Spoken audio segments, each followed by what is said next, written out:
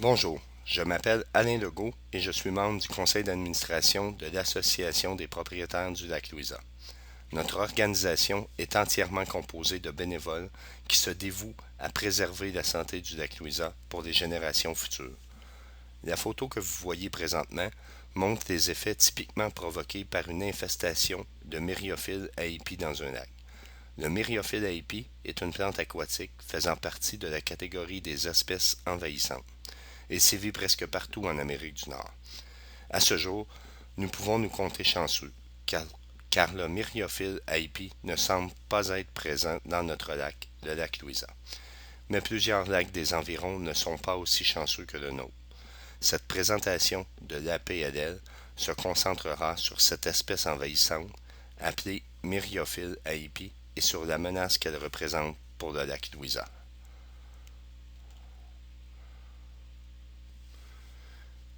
L'APLL est d'avis que les conséquences d'une infestation de myriophile à épis seraient dévastatrices pour le lac Louisa.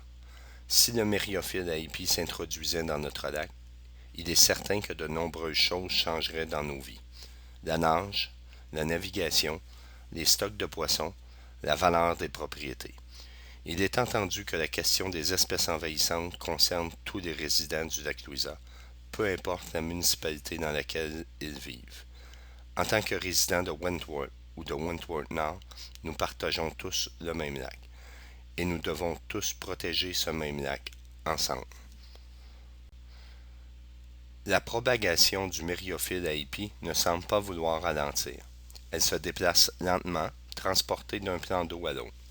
Chaque année, un nombre croissant de signalements nous proviennent de lacs et de rivières ayant formellement identifié cette plante envahissante. Comme nous le verrons plus loin, de nombreux lacs des Laurentides situés près du lac Louisa sont aux prises avec le myriophile à épis. Mais commençons par constater l'ampleur du problème lié au myriophile à épis en Amérique du Nord. Sur cette diapositive, les États américains et provinces canadiennes aux prises avec le myriophile à épis sont identifiés en vert. Vous verrez que le myriophile à épis peut sévir dans des endroits nordiques, comme en Alaska, mais aussi au sud, comme en Floride. Et comme vous pouvez le constater, le myriophile à épis est présent dans presque tous les États américains. Au Canada, des infestations ont été confirmées en Colombie-Britannique, en Ontario, au Québec et au Nouveau-Brunswick. C'était donc un aperçu global du problème lié à la propagation du myriophile à épis en Amérique du Nord. Mais vous vous demandez sûrement à quel endroit se situe l'infestation de myriophile à épis la plus proche du lac Louisa. À quel point le problème est-il près de nous? La réponse pourrait vous surprendre. Comme vous le voyez ici, la municipalité de Wentworth Nord compte déjà des infestations de myriophile à épis dans deux de ses lacs. La portion sud-ouest du lac Louisa fait partie du territoire de Wentworth Nord. Deux lacs avoisinants nous inquiètent particulièrement. Le lac Laurel et le Grand Lac Noir sont tous deux situés à Wentworth Nord, à environ 11 km directement au nord et au nord-ouest du lac Louisa. On suppose que des infestations précédentes ayant lieu au lac des Saisiles ont contribué à leurs problèmes. Vous pouvez également constater que de nombreux lacs autour de Mont-Tremblant sont infestés. Les réseaux hydrographiques à proximité sont une autre préoccupation majeure. La rivière des Outaouais se trouve à seulement 21 km au sud du lac Louisa. La rivière des Mille-Îles, à la frontière de Laval, se trouve à 45 km au sud-est. Le réseau hydrographique du Saint-Laurent et les nombreux lacs qui en font partie. Les chances que le myriophile à épis soit transporté au lac Louisa et cause une infestation dans nos eaux sont donc bien réelles. Voici deux choses qu'il faut savoir à propos du myriophile à épis. La photo de gauche montre que le myriophile à épis pousse densément dans des zones vastes. Comme nous le verrons, il peut se propager dans tous les plans d'eau adjacents dont la profondeur correspond à ses préférences. Il est très commun de voir des infestations de myriophile à épis qui recouvrent plusieurs acres en étendue de surface. La photo de droite montre l'une des conséquences directes de la présence de myriophile à épis. Une eau qui circule très peu. Parce que le myriophile à épis pousse en formant un tapis très dense, la masse de végétation qui en résulte empêche la circulation normale de l'eau engendrée par le vent, les vagues et même le courant. C'est pour cette raison que l'eau semble trouble sur cette photo. Ce phénomène est causé par les nombreuses particules de matière organique en suspension provenant de la décomposition de diverses plantes et aussi par la présence accrue d'algues. Lors d'une infestation de myriophiles à épis, l'eau qui était auparavant claire perd toujours de cette clarté. Les caractéristiques du myriophile à épis sont faciles à comprendre. Son adaptabilité lui permet de pousser facilement dans des régions et des climats différents, de l'Alaska à la Floride. Il est si puissant qu'il évincera les plantes aquatiques indigènes qui nous sont bénéfiques. En fait, le myriophile à épis commence à croître au début du printemps, avant nos plantes aquatiques indigènes des Laurentides. Ce faisant, il a une longueur d'avance pour la production de son feuillage. Une fois que le myriophile à épis se retrouve dans un lac ou un réseau hydrographique, il n'existe aucune solution connue pour s'en débarrasser. La propagation du myriophile à épis est causée par notre activité humaine. Nous transportons le myriophile à épis lorsque nous nous déplaçons d'un plan d'eau à l'autre. Heureusement, à ce jour, nous pouvons nous compter chanceux, car aucun signalement d'infestation de myriophile à épis n'a été rapporté dans le lac Louisa. Cela dit, tous les résidents du lac Louisa devraient probablement considérer cette chance comme un simple accident. Comme nous l'avons vu précédemment, d'autres lacs situés très près du nôtre, partageant les propriétés chimiques de l'eau des Laurentides et les mêmes topographies, n'ont pas été aussi chanceux. De plus, le lac Louisa est certainement le plus grand lac de la région, attirant de nombreux plaisanciers et pêcheurs non résidents. Grâce à notre eau propre, nos baies profondes, nos stocks de poissons bien gérés et la beauté d'ensemble de notre lac. Par conséquent, les risques d'une infestation de myriophile à épis sont encore plus élevés dans notre lac que dans les autres lacs du coin. Nous tenons à insister sur le fait que le myriophile à épis est une plante vivace. Il mourra chaque automne et repoussera chaque printemps. Une fois présent dans un plan d'eau, le myriophile à épis y est pour rester. Voici d'autres caractéristiques permettant d'identifier le myriophile à épis. Le myriophile à épis pousse en abondance. Il prendra normalement d'assaut les eaux peu profondes dans les zones entourant l'infestation. Pour faire une idée de la vigueur de la croissance normale du myriophile à épis, allons-y avec une comparaison. La croissance d'une infestation de myriophile à épis a été comparée à un champ de maïs entièrement submergé par l'eau. Le maïs et le myriophile à épis atteignent la même hauteur lorsqu'ils arrivent à maturité. Sachez toutefois que notre écosystème des Laurentides compte certains types de myriophiles indigènes. Le myriophile est un type ou une catégorie de plantes qui possède de nombreux cousins. Mais c'est le myriophile à épis qui constitue la variété présente ici en tant qu'espèce envahissante. Nos myriophiles indigènes possèdent moins de feuilles par segment, 10 et moins, et ne poussent pas en aussi grandes abondances. Le myriophile à épis est par conséquent facile à identifier. Le myriophile à épis atteint sa pleine hauteur et forme sa plus grande masse de végétation entre le milieu et la fin de l'été. Pendant cette période, le myriophile à épis arborera le type de fleurs que vous voyez sur cette photo. Il poussera jusqu'à ce que ses fleurs flottent nonchalamment à la surface de l'eau. Les tiges s'enrouleront les unes sur les autres en formant des nœuds pour donner l'apparence d'un grand tapis de végétation. Comme vous pouvez le voir ici, le myriophile à épis pousse dans des eaux d'une profondeur variant entre 0,5 et 3,5 mètres. Cela dit, il a été établi que la profondeur idéale pour le myriophile à épis se situe entre 1,5 et 2 mètres. Vous avez probablement remarqué que toutes les photos présentées jusqu'à maintenant montrent clairement que le myriophile à épis devient la seule plante aquatique dans les zones où il est présent, dominant toutes les autres. À long terme, aucune plante indigène des Laurentides ne peut faire concurrence à sa croissance fulgurante. Cette diapositive présente le premier des trois faits. Il concerne la santé future des stocks de poissons dans un lac où sévit une infestation de myriophile à épis. Il s'avère très difficile pour les poissons de vivre et de se reproduire dans un lac ou une rivière aux prises avec une croissance importante de myriophile à épis. Vous vous demandez peut-être quelles conséquences pourrait avoir une éventuelle infestation de Myriophiles AIP sur deux des activités toutes simples pratiquées au chalet et tenues pour acquises au lac Louisa. Voyons de plus près ce qui se passerait avec la nage et la navigation. Allons-y sans mettre de gants. La nage dans des eaux atteintes par le Myriophiles AIP est dangereuse. La possibilité de rester pris dans une masse végétale est bien réelle. Même les plus grands nageurs peuvent paniquer dans une telle situation.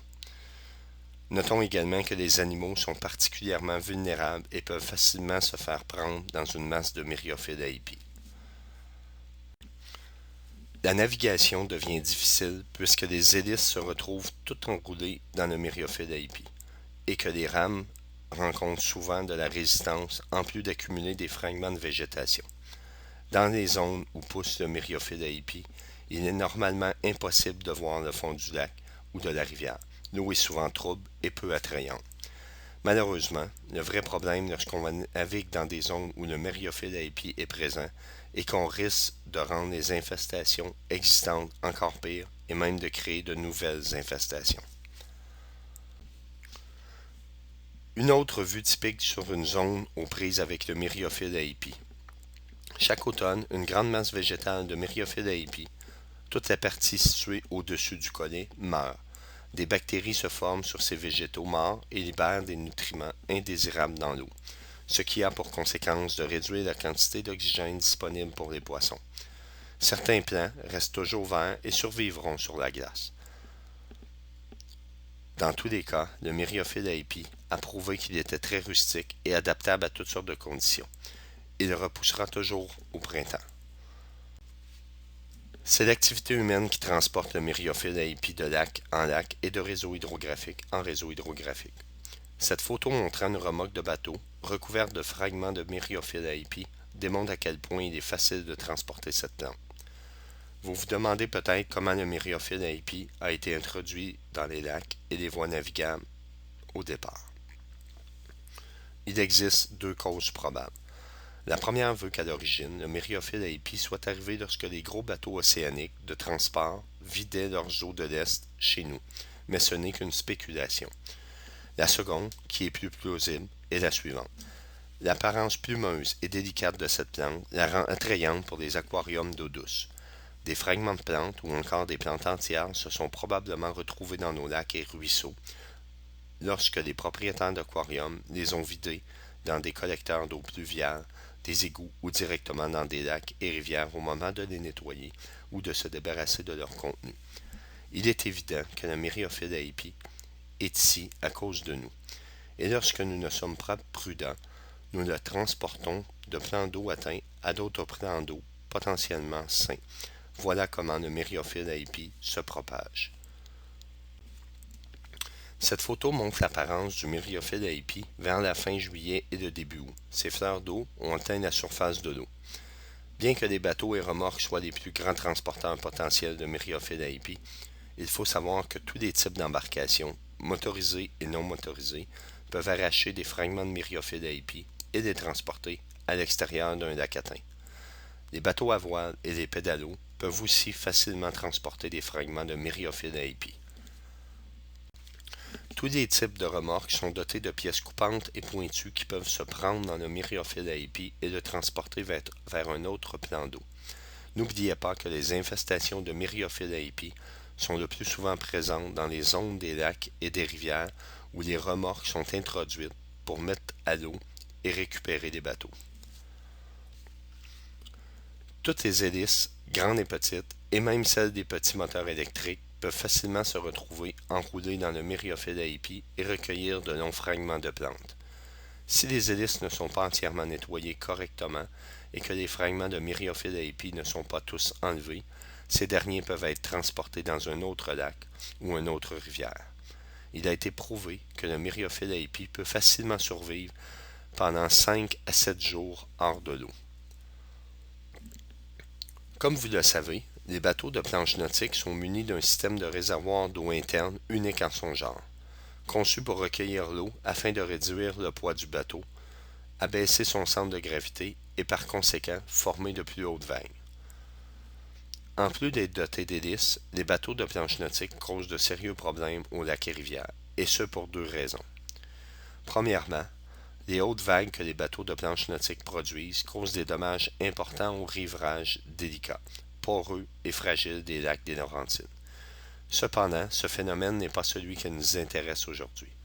Deuxièmement, en matière d'espèces envahissantes, les bateaux de planche nautique peuvent facilement propager le Myriophylle haipi au moyen de leur système collecteur d'eau. En remplissant et en vidant leurs réservoirs d'eau de l'Est, les propriétaires de bateaux de planche nautique peuvent transporter, sans le savoir, des fragments de Myriophylle haipi dans d'autres lacs et rivières.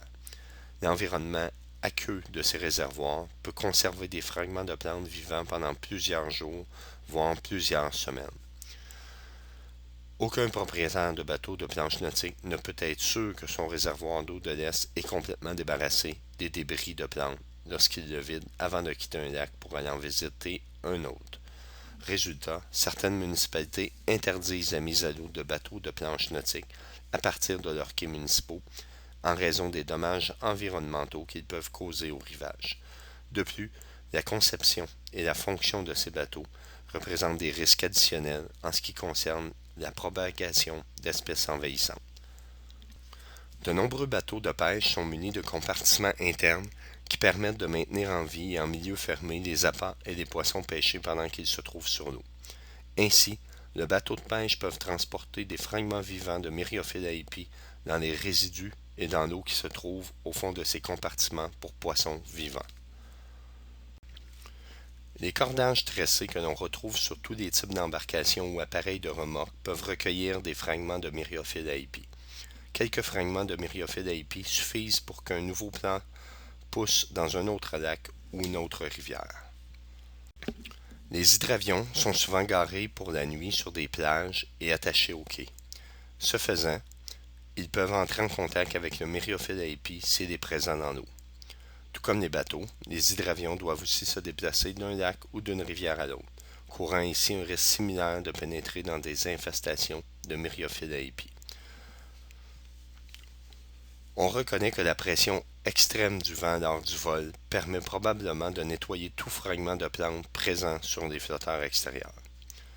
À l'instar des bateaux de planche nautique et des bateaux de pêche, les hydravions sont dotés de compartiments internes. Ces compartiments se retrouvent à l'intérieur des flotteurs et s'ils coulent, les flotteurs accumuleront l'eau avec laquelle ils entrent en contact.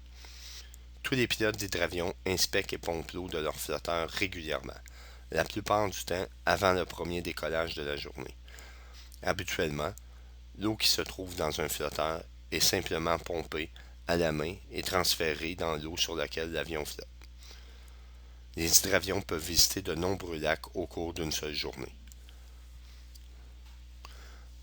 Lorsqu'une embarcation motorisée traverse une zone où le Myriophylle haipi est présent, non seulement son hélice se retrouve-t-elle enroulée de fragments végétaux, mais elle tranche aussi plusieurs plants de Myriophylle haipi pendant son parcours. Un seul passage d'un bateau à hélice engendre des effets dévastateurs en tranchant des plants vivants de Myriophylle haipi, relâchant ici des milliers de petits fragments additionnels dans son sillage. N'oubliez pas que ces petits fragments de Myriophylle haipi, fraîchement coupés par une hélice, peuvent flotter plus loin grâce à l'action du vent, des vagues ou du courant et se replanter ailleurs pour repousser et créer une nouvelle infestation dans le même plan d'eau. Il s'agit du principal mécanisme par lequel le Myriophylle haipi pousse et se propage aussi rapidement à l'intérieur d'un lac ou d'un réseau hydrographique déjà infesté. Vous croyez toujours que la présence éventuelle du Myriophylle haipi dans le lac Louisa et les conséquences qu'elle engendrerait seraient le problème de quelqu'un d'autre et pas le vôtre? Cette diapositive devrait vous faire changer d'avis. Prenez un moment pour observer le rivage de ce lac des Laurentides. Voyez-vous les zones de couleur beige portant le numéro 2? Cette carte illustre les zones de ce lac qui sont aux prises avec le Myriophylle haipi. Cette étude, réalisée en août 2004 au lac supérieur, près de Mont-Tremblant, documente la propagation et l'ampleur des infestations de Myriophylle haipi à mesure qu'elles cheminent le long du rivage, en face de presque tous les chalets. Depuis 2004, le lac supérieur est presque entièrement encerclé par le Myriophylle haipi.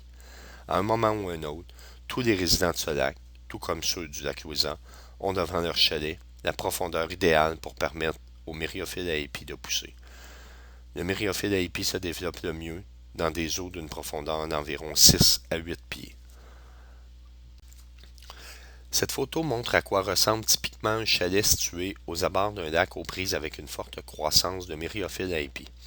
À la PLL, nous avons trouvé cette photo extrêmement troublante, car elle dépeint essentiellement ce à quoi pourraient ressembler nos vies si le myriophylle à épis en venait à infester le lac Louisa. Regardez cette eau trouble et sombre dans la zone d'infestation. Ce phénomène est causé par une circulation réduite de l'eau en raison de la masse végétale du myriophylle à épis submergé. Imaginez devoir nager dans cette eau. Pensez au sport nautique dont vous profitez normalement et à la difficulté que vous auriez à vous déplacer en bateau à partir de votre quai. Maintenant, prenez note que cette photo illustre aussi 3 problèmes d'ordre paysager générés par l'homme et qui ont des conséquences négatives sur la santé à long terme du lac qu'il borde. Voyez-vous la pelouse parfaitement entretenue qui s'étend jusqu'au lac? N'a-t-elle pas l'air riche comme si elle avait été fertilisée et traitée au moyen d'herbicides? Remarquez le mur de roche artificiel bordant le lac. Ce mur de roche agit comme un réflecteur solaire, réchauffant prématurément l'eau dans les zones peu profondes. Observez le retrait total des arbres et arbustes à l'intérieur de la zone protégée. Cette bande riveraine a été complètement dénudée de tout couvert forestier en mesure de créer de l'ombrage.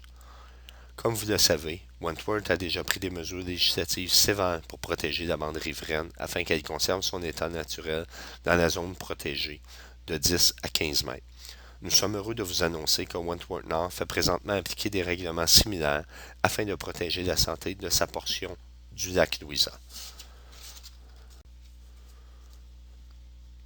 Vous vous demandez peut-être comment, en tant que résident riverain, vous pouvez aider à empêcher une éventuelle introduction du myriophylle à épis dans le lac Louisa.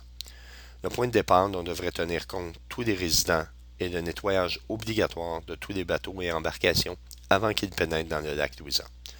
Bien que ce règlement puisse causer des inconvénients mineurs à certains résidents, la PLL espère que l'expérience entourant l'inscription et le nettoyage des bateaux personnels à la municipalité prouvera à quel point le processus est simple. En ayant ce processus de nettoyage en tête, nous espérons tout particulièrement que vous constaterez à quel point il est essentiel pour vous, en tant que résident riverain, d'insister auprès de vos invités et vos locataires éventuels afin qu'ils inscrivent et nettoient leurs bateaux avant d'accéder au lac Louisa. N'oubliez pas que même les embarcations qui semblent sans danger, kayaks, canots, pédalos et jouets d'eau tirés par un bateau, peuvent porter des fragments de myriophylle à épis. Veuillez insister auprès de tous vos invités et locataires éventuels afin qu'ils nettoient leur bateau à la station de nettoyage de Wentworth. Le nettoyage obligatoire des bateaux est le meilleur plan d'action qu'une municipalité puisse imposer à ses résidents afin d'éviter la propagation d'espèces envahissantes. Et comme mentionné, le myriophylle à épis est considéré comme la plus grosse menace à l'heure actuelle pour le lac Louisa. Il existe cependant beaucoup d'autres espèces envahissantes qui ont le potentiel de faire des ravages dans notre lac. D'autres plantes aquatiques, certaines plantes riveraines et certains types de poissons et d'insectes présents dans d'autres lacs et réseaux hydrographiques peuvent éventuellement aboutir au lac Louisa. La longue liste d'espèces envahissantes potentielles et agressives est bien réelle et honnêtement très décourageante. Cela dit, le point que nous souhaitons faire ici est que le nettoyage obligatoire des bateaux et le contrôle très serré des eaux pouvant être transportées dans les bateaux, remorques, équipements récréatifs et avions sont le dénominateur commun qui nous permettra de freiner la propagation de toutes les espèces envahissantes. Alors, jusqu'à quel point le myriophylle à épis peut-il devenir nuisible? Et quels moyens a-t-on déjà pris pour tenter de l'éradiquer? Étant donné que cette plante pousse pour former un tapis extrêmement dense et une masse végétale si importante, plusieurs ont tenté de s'en débarrasser en utilisant des moissonneuses mécaniques montées sur des barges, un peu comme les grandes moissonneuses-batteuses qui récoltent le blé dans les prairies. Il va sans dire que ce type de récolte a laissé derrière lui une forte concentration de fragments de myriophylle à épis. Ces fragments ont certainement flotté vers d'autres endroits pour développer de nouvelles infestations ailleurs dans le lac ou la rivière. Puisque le myriophylle à épis est une plante vivace, il repousse toujours. Une moissonneuse de ce genre peut récolter plusieurs tonnes de myriophylle à épis en une seule journée, selon l'ampleur de l'infestation. Il faut avoir recours à de l'équipement lourd et à des camions à benne pour disposer de toute cette végétation une fois récoltée, car son volume et son poids sont considérables. On se débarrasse habituellement du myriophylle à épis ainsi récolté en l'abandonnant dans des sites d'enfouissement, puisque son odeur est particulièrement déplaisante lorsqu'il pourrit. Par le passé, des gouvernements et associations riveraines inquiets ont acheté des dizaines de milliers de petits insectes appelés charançons aquatiques. Ces charançons ont été introduits dans l'environnement dans l'espoir qu'ils mangeraient le myriophylle à épis et en contrôleraient la croissance. L'idée était que ces charançons deviennent en fait un biopesticide. Certains lacs près de Mont-Tremblant ont fait l'essai de cette technique, mais aucun succès direct n'a été signalé et leurs problèmes persistent encore. La photo de droite montre que certaines associations riveraines ont décidé de payer des plongeurs afin qu'ils tentent d'arracher délicatement la plante et ses racines du fond du lac ou de la rivière. Cette technique, très onéreuse, n'a généré aucun résultat positif puisqu'on a affaire à une plante vivace et robuste qui réussit à repousser et à se propager davantage chaque année. Les plongeurs qui ont tenté d'arracher le myriophylle à épis à la main sont d'avis que cette technique est dans l'ensemble futile et destinée à l'échec, puisqu'ils constatent que lorsqu'ils travaillent sous l'eau, de petits fragments de plantes s'échappent toujours avant qu'ils puissent les enfermer dans un sac.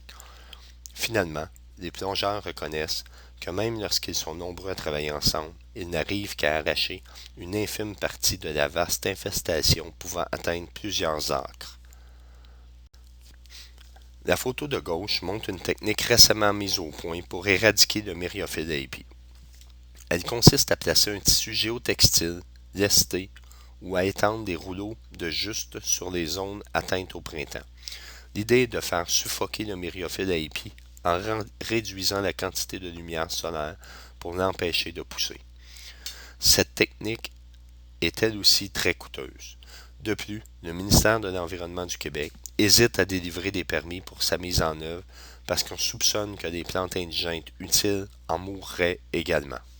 Près de Mont-Tremblant, l'association riveraine du lac Quenouille tente présentement de mettre en œuvre cette technique en recueillant des fonds auprès de ses résidents. Elle espère ainsi amasser 100 000 $. On peut aussi installer des affiches.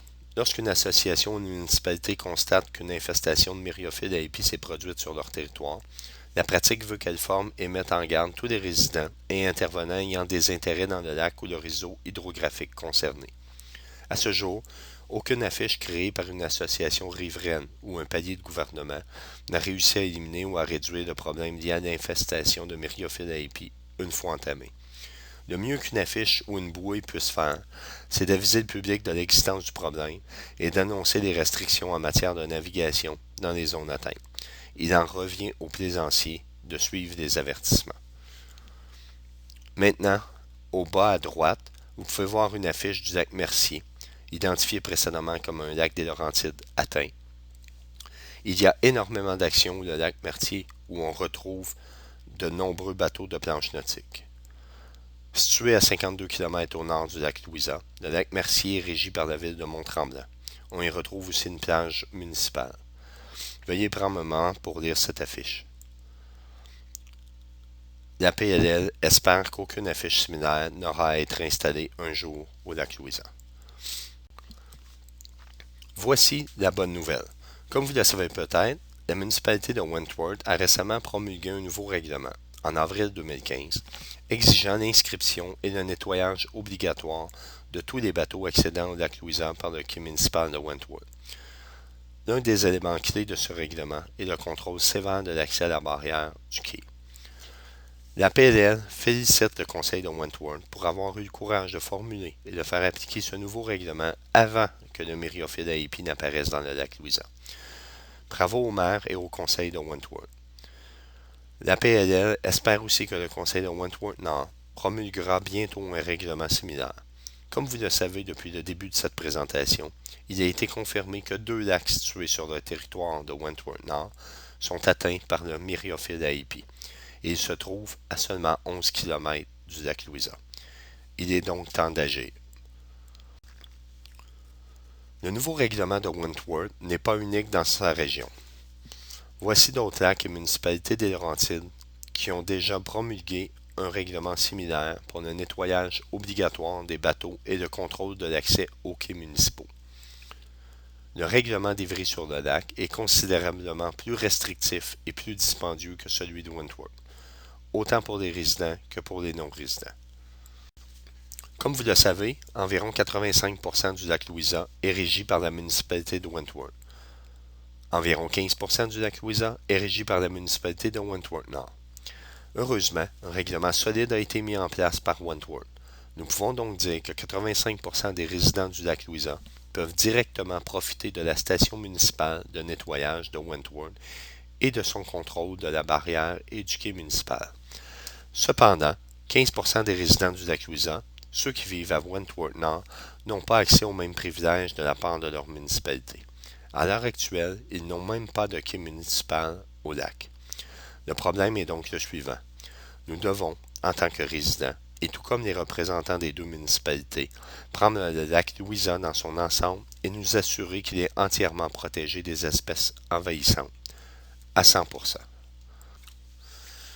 La PLL demande expressément au maire et au conseil de Wentworth-Nord de mettre les bouchées doubles afin de décréter un règlement solide qui aidera à protéger les lacs non atteints de son territoire contre le myriophylle AP. Concernant le lac Louisa en particulier, la PLL demande expressément au maire et au conseil de Wentworth-Nord d'atteindre 3 objectifs dans l'intérêt de ses résidents. Objectif 1. Acheter ou obtenir les droits d'utiliser un terrain au lac Louisa sur votre territoire. Trouver une façon d'avoir une présence municipale au lac Louisa. À l'heure actuelle, vos résidents doivent faire appel aux propriétaires de terrains privés pour mettre leurs bateaux à l'eau et les en ressortir. Objectif 2. Construire une station centrale de nettoyage des bateaux accessible à tous les résidents du territoire de Wentworth-Nord. Cette mesure profitera à tous les lacs situés sur votre territoire, pas seulement aux résidents du lac Louisa. Objectif 3. Construire un quai municipal accessible aux résidents de Wentworth-Nord et y installer une barrière de contrôle. Établir un système de dépôt et de consigne des clés pour contrôler l'accès au lac. Effectuer le contrôle de tous les bateaux qui accèdent au lac Louisa à partir de Wentworth-Nord est d'une importance capitale. Le nettoyage des bateaux doit devenir obligatoire. Si Wentworth-Nord décrète un règlement similaire à celui de Wentworth, 3 avantages clairs en découleront. 1. Si les deux municipalités travaillent ensemble pour appliquer des règlements similaires conçus pour prévenir la propagation d'espèces envahissantes, le lac Louisa et les autres lacs environnants auront les meilleures chances d'éviter une apparition éventuelle du myriophylle AP. Avantage 2. Les propriétaires de bateaux non résidents qui souhaitent accéder au lac Louisa via nos deux municipalités représentent probablement la plus grande menace. Si des dépôts substantiels sont demandés pour les clés, que le nettoyage des bateaux devient obligatoire et que l'accès au lac est contrôlé, certains non-résidents seront peut-être découragés de venir au lac Louisa pour des excursions d'une journée, et c'est probablement une bonne chose. Il est incontestable que de plus en plus de municipalités appliquent des règlements sévères pour protéger leurs lacs et rendre l'accès des bateaux plus difficile et moins spontané. L'attrait du lac Louisa comme destination de plaisance ne fait qu'augmenter si nous ne permettons à ces non-résidents de se présenter et de mettre leur bateau à l'eau sans inspection ni nettoyage. Au bout du compte, il est essentiel de ne pas oublier la nature de notre plus grande crainte, la crainte que le prochain bateau qui sera mis à l'eau au lac Louisa puisse avoir été en contact avec le myriophylle AP après avoir pêché dans la rivière des Outaouais la veille ou avoir navigué sur un lac près de Mont-Tremblant plusieurs jours auparavant. Avantage 3. Les personnes qui louent des chalets au lac Louisa dans les deux municipalités constituent un autre groupe de plaisanciers à risque. Grâce à un contrôle municipal coordonné et au nettoyage obligatoire des bateaux dans les deux municipalités, des mesures additionnelles visant la propreté des bateaux peuvent être au moins être assurées. Comme mentionné au tout début, l'objectif de cette présentation de la PLL est de résumer les conséquences que pourrait avoir une infestation de myriophylle AP pour le lac Louisa. Avant de terminer cette présentation, la PLL veut insister sur les conclusions suivantes concernant le lac Louisa, nos municipalités et la possibilité d'une infestation de myriophylle AP. Des actions efficaces d'ordre municipal doivent être prises maintenant par Wentworth-Nord. Wentworth est déjà passé à l'action. Les autres lacs aux prises avec des infestations de myriophylle AP veulent s'en débarrasser à tout prix. À ce jour, il n'existe aucune solution connue pour éliminer une infestation de myriophiles à épis. Il s'agit d'une plante vivace, rustique, qui ne peut être contrôlée.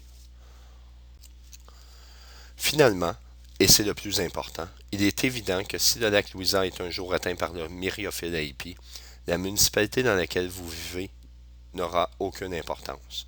La plante se propagera rapidement pour pousser devant chaque résidence riveraine, dans une certaine mesure. La nage, la navigation, les populations de poissons et la valeur de votre propre chalet en subiront les conséquences. Il n'y a aucun doute là-dessus. Aucun règlement ne peut arrêter la propagation du myriophile à épis. Mais pour mettre toutes les chances de notre côté, il faudra que tous les résidents du lac agissent ensemble pour combiner leurs actions, faire preuve de ténacité et suivre ces règlements. Alors, si vous êtes un résident du lac Louisa qui paie ses taxes à Wentworth Nord, pourquoi ne pas donner un coup de fil ou envoyer un courriel à votre conseil ou à votre maire pour leur dire que vous vous appuyez et encouragez toute action municipale qui pourrait prévenir la propagation du myriophile à épis. Et si vous résidez à Wentworth, pourquoi ne pas envoyer un courriel au maire et au conseil de Wentworth pour les remercier de leurs engagements envers la lutte contre le myriophile à épis et les autres espèces envahissantes. La PLL appuie vos efforts individuels et en tant qu'organisation, elle travaille aussi sur ce dossier. Finalement, nous vous demandons de bien vouloir informer vos voisins de l'existence de cette vidéo. Demandez-leur de la regarder et de se sensibiliser à la question du myriophile à épis. Vous en retrouverez les liens sur le site web de la PLL. La vidéo est disponible en anglais et en français. Merci de nous avoir accordé votre temps.